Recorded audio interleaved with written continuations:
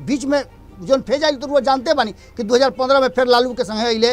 वो घड़ी उनका बतावे के रहे भारतीय जनता पार्टी के अपन औकात कि उनकर में कितना शक्ति बा, वो बिना भारतीय जनता पार्टी के भी वो काम कर सकेले जौन काम वो दूसरा के संगे रह के कर सकेले। वो पता बा कि आरसीपी सिंह के साइड कर ले और जौन रणनीति बने लागल उनकर जौन ग्रुप रहे वो ग्रुप में से आरसीपी सिंह का हटावते सारा खेल नीतीश कुमार पैक कर दिले। नीतीश कुमार के जीतल दोनों सीट रहे और नीतीश कुमार के जीतल विधायक लोग के इंतकाल के बाद उपचुनाव होखे के तैयारी हो गई। तिथि के घोषणा होते भई कि एनडीए में तो घमासान हो जाई, कारण कि भारतीय जनता पार्टी नीतीश कुमार के नीचा दिखावल चाहता। वो याद बा कि गोपालगंज टू रायसीना हिल्स में ये बात के चर्चा कैले रहन लालू प्रसाद कि नीतीश कुमार उनका भी संदेश भेजले रहन जब 2017 में वो पाला बदल के वो पटी गई रहन तो, लेकिन ओकरा के स्वीकार ना कैले रहन लालू प्रसाद। नीतीश कुमार अपना के फिर से रिवाइव कैले और नीतीश कुमार के नीति रहल बा, रणनीति रहल बा कि वो अपन ताकत बढ़ावे खातिर हमेशा प्रयासशील रहेले। ये नीतीश कुमार के विशेषता बा।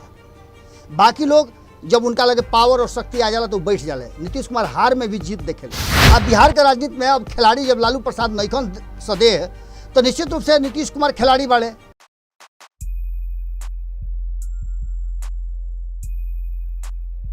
आज के दियरी नियासरा के तेल, आज के दियरी नियासरा के तेल आ सियासत में होला बड़ लम्हर लम्हर खेल। गोड़ लागतनी हेरा से अभिनंदन बरुआ के अपना कार्यक्रम जना के नाम हो खुटा ठोक के। आज फिर से दिल्ली से मुखातिब बनी और आज के विषय रुआ को बताइए देते कि बड़ा बिहार के राजनीति में जौन उधम मचल बा तो न के चर्चा सिर्फ बिहार में नहीं है, बिहार के बाहर भी ज़बरदस्त चर्चा हो रहा बा। अगर बात कहीं तो दिल्ली और हरियाणा में भी एक चर्चा ज़बरदस्त ढंग से हो रहा बा कि आखिर अझुराइए गई पेच, आखिर अझुराइए गई पेच घातक बा नीतीश के वार। अभी कैसे नीतीश कुमार के नाम जुड़त हुए ये देखे वाला बात हुई, कारण कि तुम जानता नहीं कि बिहार में राजनीतिक रूप से जो खेल चल रहा बा वो खेल में नीतीश कुमार और लालू प्रसाद दोनों आमने सामने बाड़े। लेकिन एक साथ साथ बिहार के राजनीति में और भी ऐसा बहुत सारा चीज़ हो रहा बा जौना के लेकर के कुछ ना कुछ चर्चा तो रोज होत रहेला। लेकिन वर्तमान चर्चा के रुख जौन बा उमुड़ गई बा लालू प्रसाद और नीतीश कुमार के तरफ। बाकी सब लोग चुपचाप से बा, खेहो रानी कतेक पानी, खेहो रानी कतेक पानी, सब लोग ये कहता। लेकिन अचानक से बिहार के राजनीति में साफ पलट गई बा पासा। जौन हड़होड़ मचा रहे पहले एनडीए में, अब वो जब शांति बुझाता, लेकिन दूसरा तरफ जाके देख ली महागठबंधन में जहां शांति रहे वजह हड़होड़ मचल बा। ये सब विषय पर और आज जो वर्तमान आज के जो चर्चा बा कि अझुरा गई बा पेच बरियार, अझुरा गई बा पेच बरियार आ घातक बा नीतीश कुमार के वार। कैसे घातक बा एकरा के सिलसिलेवार ढंग से पहुँचावत नहीं रुआ लोग लगे। लेकिन अबेजा से हमनी के चले के पड़ी कहाँ रुआ जानते बानी कि नयका ठेहा जो हमनी के बा जहाँ हमनी के चौपाल लगावतन जा आजकल उ चौपाल बड़ुए खूंटा ठोक के भारत लाइव के जो शो रहा खूंटा ठोक के अब नया पता पर आ गई बा और वो पता पर रुआ पहुँचब तो पूरा विश्लेषण ओजा रुआ भेटा जाई। कारण कि हमरो तो पता बदलिए गई बा, पटना से एनसीआर पहुँचनी, दिल्ली पहुँचनी और दिल्ली से अब गुड़गांव में बानी, मैंने जो नयका गुरुग्राम बा ओजे 92 सेक्टर में कुछ दिन हमार प्रवास हुई। कारण कि कुछ डॉक्टर से भी परामर्श लेवे के बा और बहुत दिन हो गए रहा घर से बाहर थोड़ा सा गईला, तो हवा पानी बदलल भी जरूरी होला। जो जानते बन जैसे मौसम बदलेला वैसे ही आदमियों के तनी मनी एने ओने घूम घा के हवा पानी बदले होला। बिहार के हवा पानी कैसन बा एकरा पर चर्चा करे खातिर चली भारत लाइव से हमनी के भारत लाइव से हो करके रुआ लोग पहुँच गए बानी अब अपना चैनल खुटा ठोक पर। एजा आज के चर्चा के विषय रुआ लोग को पहले ही बता दिले भारत लाइव पर, एक खाली फिर रुआ लोग से दोहरा देता नहीं कि आज के विषय बा कि अझुरा गई बा पेच बरियार। पेच बरियार कैसे अझुराइल बा इहो रुआ से बता। तिलंगी रुआ उड़ल नहीं होखब, नैखी उड़ौले तो तिलंगी उड़ल देखल नहीं होखब, तिलंगी पेच लागत भी रुआ देखले होखब, पेच लगल के बाद भूख काटा भी वही देखले होखब। वही तरीका से बिहार के राजनीति हो गई बड़ो और बिहार के राजनीति में घातक हो गई बा नीतीश कुमार के वार। ये नीतीश कुमार के वार काहे कहता नहीं एकरे पर आज सवाल बा। रुआ बिहार के राजनीति में देखले होगा कि 2020 के चुनाव बहुत कुछ लेके आई, जहां एक तरफ नीतीश कुमार के कद कम कैलस। वो जे एनडीए में जो कहल जात रहे कि एक जुटता बा, पैक्ट बा, इंटैक्ट बा, ओकरा के एक्सपोज कर दिलस। कैसे एक्सपोज कैलस ई रुआ लोग तो सब बढ़िया से जानता नहीं, जानबो करब ऐसे कि रुआ लोग से ना जाने के कोनो प्रश्न कहा महाराज, जाने के तो रुआ लोग बढ़ ले बा। कारण कि भारत लाइव एक एक उड़ही गुड़ही से छान छान के रुआ लोग खबर पहुँचावेला, तो रुआ लोग कैसे ना जानत हो कब। बाकी लोग जो नहीं के जानत वो आ जाओ खूटा ठोक पर और आ करके सब्सक्राइब कर लो, घंटिया दबा दे, जना से कि सब खबर फ्री में मुफ्त में सेतिया में भेटात रही। तो 2020 में जब चुनाव हुई, चुनाव परिणाम में नीतीश कुमार जी पहला दूसरा से होत तीसरा नंबर के पार्टी बन गई। काहे बनले सब केहू जानता, एंटी इनकम्बेंसी रहे और भी बहुत सारा फैक्टर रहे। और संगे संगे जो सबसे मुख्य कारण रहे वो कहल जाता है कि भारतीय जनता पार्टी ही ना चाहत रहे कि नीतीश कुमार आगे बढ़स या अपन कद बढ़ावे खातिर नीतीश कुमार के घात कैलस। आज स्थिति सामने नजर आ रहा बा, लेकिन ये सब के पीछे कद ही भुला गए नीतीश कुमार ये सब चीज़। 2020 के चुनाव परिणाम आवते नीतीश कुमार अपन कमर कस ले रहन। और नीतीश कुमार के विशेषता बा कि पिछड़ला के बाद अगर केहू वैकअप कर लेवे, अपना के संभार लेवे, वह खिलाड़ी का हाल। अब बिहार के राजनीति में अब खिलाड़ी जब लालू प्रसाद नईखन सदेह, तो निश्चित रूप से नीतीश कुमार खिलाड़ी बाड़े। और नीतीश कुमार के खेल के बारे में के नहीं खे जानत, सब केहू जानता कि नीतीश कुमार के खेल खेले ले। और एक से एक नीति रणनीति उनकर बा, नीति से रुआ दूर ना हो सकीले। 2020 के चुनाव जैसे ही परिणाम आयल और नीतीश कुमार पिछड़ले कि आपन रणनीति बनावे के शुरू कर दिले। ये रणनीति में बहुत सारा परिवर्तन भइल। एक तरफ जहाँ पार्टी और संगठन में वो ढेर सारा परिवर्तन कैले, ओजे दूसरा तरफ रुआ देखले हो कब कि अपना पार्टी के बढ़ावे खातिर और अपन वोट बैंक बढ़ावे खातिर भी लौकुश समीकरण के साधे के पूरा तैयारी कर दिले। अब ये सब विषय पर अगर बात करता नहीं तो नीतीश कुमार हर चैलेंज के स्वीकार करे वाला योद्धा हवे।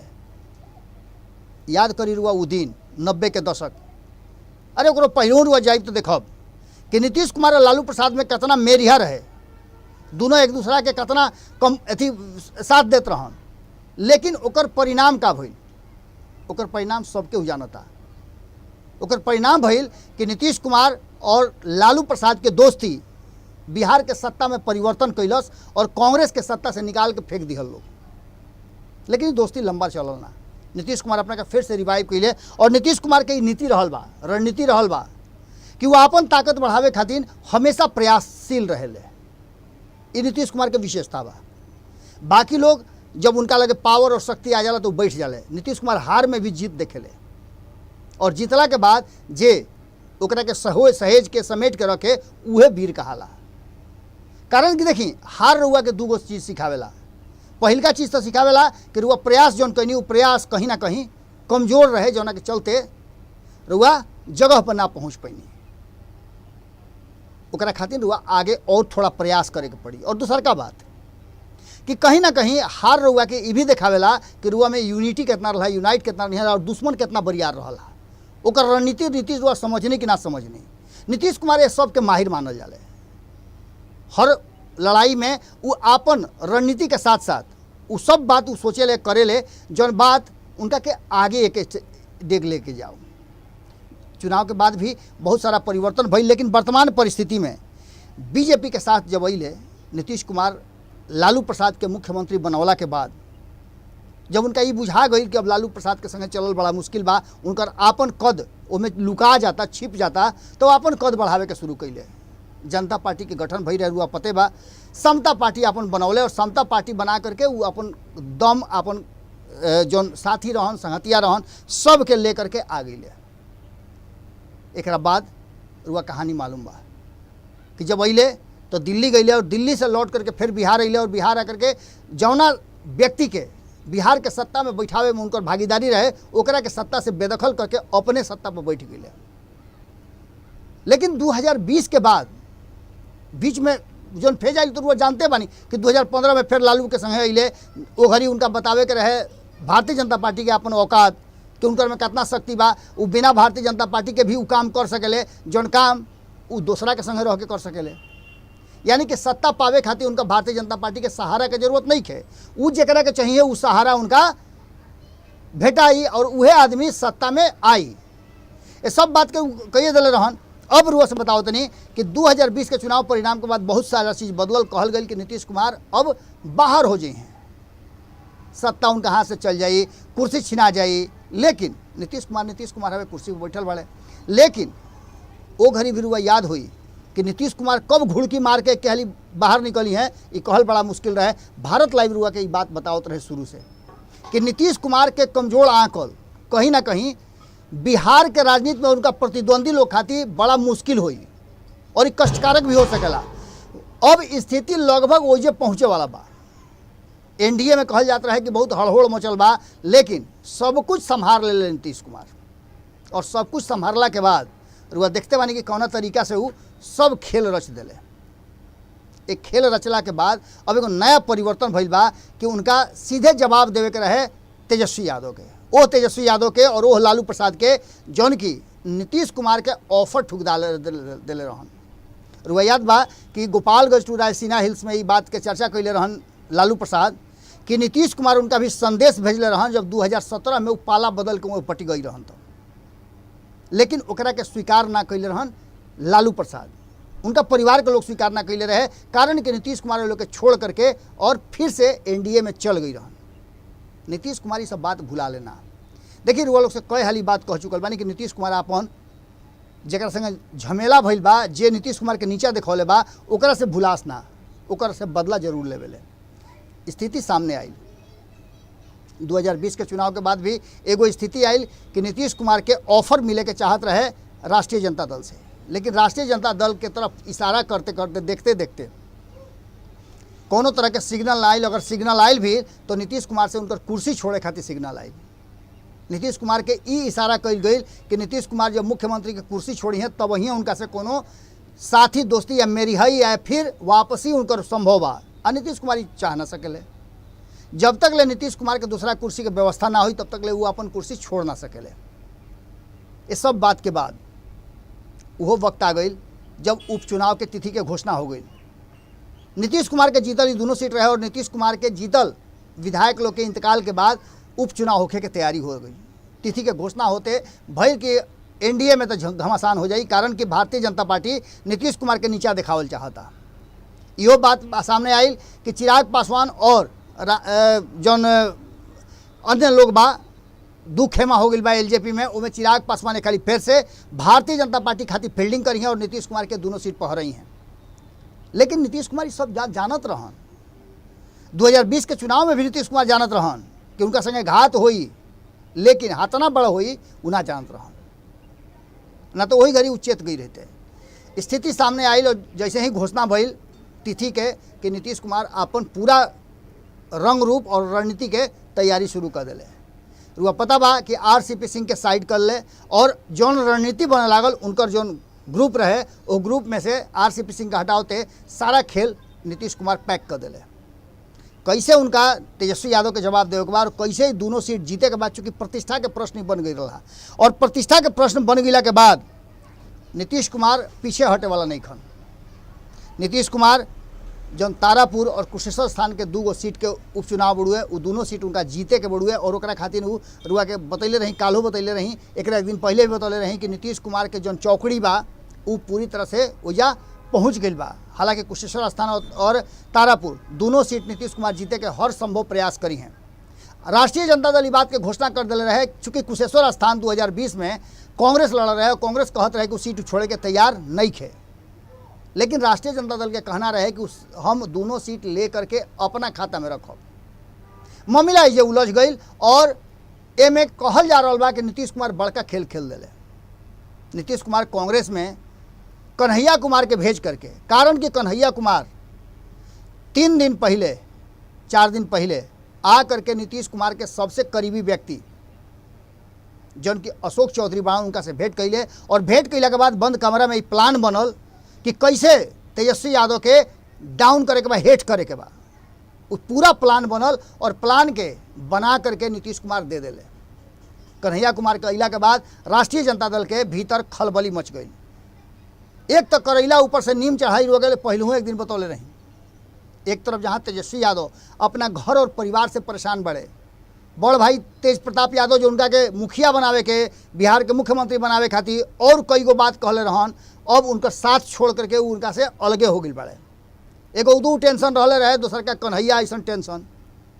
कन्हैया कुमार के कभी भी बराबरी में खड़ा कईल ना चाहिए लालू प्रसाद और तेजस्वी यादव, और कांग्रेस ही काम कर दिलस। और कांग्रेस के करे के पीछे बताल जा रहा बा कि नीतीश कुमार के रणनीति बा।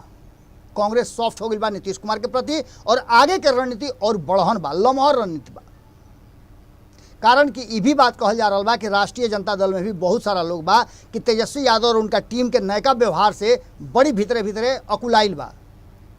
यह अकुलाहट में कहीं ना कहीं वो लोग भी नया रास्ता खोज रहा बा, नया परिवर्तन के बात देख रहा बा, और ये देख रहा बा कि कब राष्ट्रीय जनता दल में बदलाव हुई या फिर ना हुई।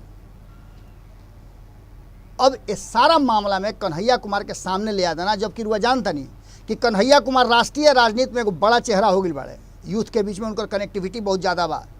लेकिन ओकरा से लम्हर बात बा, लम्हर बात ही बा कि कन्हैया कुमार के खास करके अल्पसंख्यक वर्ग में एगो बड़ा बढ़िया पकड़ बा, और कांग्रेस कहीं ना कहीं अल्पसंख्यक समाज के अपना भीरी से दूर होत देखता। सीमांचल के क्षेत्र में जो कांग्रेस के गढ़ मानल जाता रहे कि ओइजा अल्पसंख्यक समाज कांग्रेस के बिना ना चल सकेला, AIMIM के प्रवेश हो जाना, नीतीश कुमार को जैसे उखड़ जाना और तेजस्वी यादव के वोट ना मिलना, खास करके अल्पसंख्यक वर्ग अब तेजस्वी यादव के भी ओह नज़रिया से नहीं देखत जैसे लालू प्रसाद के देखत रहे। ऐसा में उनका एगो नेता चाहिए, और कन्हैया कुमार से बेहतर नेता कौन हो सकेला। CPI और वाम दल के साथ रह करके कहीं ना कहीं कन्हैया कुमार अपन बेहतर और बहुत बढ़िया सामंजस्य स्थापित के लिए बड़े एक नेता के रूप में। यूथ बढ़ले बाड़े और बोले के क्षमता उनका में बढ़ले बा, पढ़ल लिखल भी बाड़े, एगो उनकर विशेषता बा। ये सब के लेकर के कहीं ना कहीं राष्ट्रीय जनता दल के सामने और तेजस्वी यादव के खास सामने कन्हैया कुमार के खड़ा करावे में कहीं ना कहीं उनकर खूंटा बरियार करे में, मजबूत करे में जदयू भी लागल बा। नीतीश कुमार के रणनीति बा, और कांग्रेस के जरिए चित करे के व्यवस्था जो बा वो तेजस्वी यादव के लागल बा। कहीं ना कहीं नीतीश कुमार और उनकर टीम वर्तमान में बयान सुन लो, बयान स्पष्ट करता कि कहीं ना कहीं नीतीश कुमार के रणनीति और वार बहुत बरियार बा, और ये बरियार बार कैसे एकरा के झेली हैं लालू प्रसाद, तेजस्वी यादव। कारण कि उनका सबसे मजबूत साथी जो कांग्रेस रहे वो अब उनका से अलग होके जा रहा बा। अगर अलग हो जाता, पूरी तरह से जब दोनों सीट पर अपन उम्मीदवार घोषित कर दिले, तारापुर से अरुण शाह के और कुशेश्वर स्थान से गणेश भारती के, तो कहीं ना कहीं रास्ता तो बंद कर दिले। अब जब रास्ता बंद हो जाता तो वो जानता नहीं कि सियासत पानी के उस होती है कि आपन राह खोज लेवेला। दिल्ली में बरियार बैठक चल रहा बा, और वो बैठक में बिहार से सारा कांग्रेसी नेता पहुंचल बाड़े। बैठक के बाद फैसला हुई, और फैसला में कुशेश्वर स्थान के साथ साथ तारापुर में भी अपन उम्मीदवार खड़ा करे खातिर कांग्रेस तैयार हो गई बा। और ऐसा स्थिति अगर आ जाता तो वह बुझ ली कि एक तरफ जहां पप्पू यादव भी बाहर आ गई बड़े, पप्पू यादव के टीम खड़ा हुई, कांग्रेस अलग खड़ा हुई, राष्ट्रीय जनता दल अलग खड़ा हुई, लोजपा अलग खड़ा हुई। और ऐसा स्थिति में एक कच्छ NDA के अगर उम्मीदवार उतरत हुए तो फायदा केकर हुई, रुआ लोग बेहतर जानता नहीं, रुआ लोग से बढ़िया के जान सकेला। आज के खूटा ठोक में एजे रुआ लोग के छोड़ के जाता नहीं, क्वेश्चन के साथ है। कारण कि प्रश्न ढेर बा, यह प्रश्न के जवाब रुआ लोग बा, तो देखिए रुआ लोग बड़ा कंजूसी करतनी, रुआ लोग के आवे के पड़ी और खूटा ठोक पर अपन विचार देवे के पड़ी। खास करके अलग अलग भाषा के जो रुआ लोग बानी वो लोग से हमारा निहोरा बा कि हथजोड़ी बार वो लोग से अपना भाषा में बोले बतियावे खातिर खूटा ठोक पे आई सब है। नंबर नीचे चल रहा बा, वो नंबर पर रुआ व्हाट्सएप करी, हम रुआ लोग के खुद फ़ोन करब। फिर काल भेंट हुई यही ठेहा पर जना के नाम है खूटा ठोक के गोड़ लागतनी।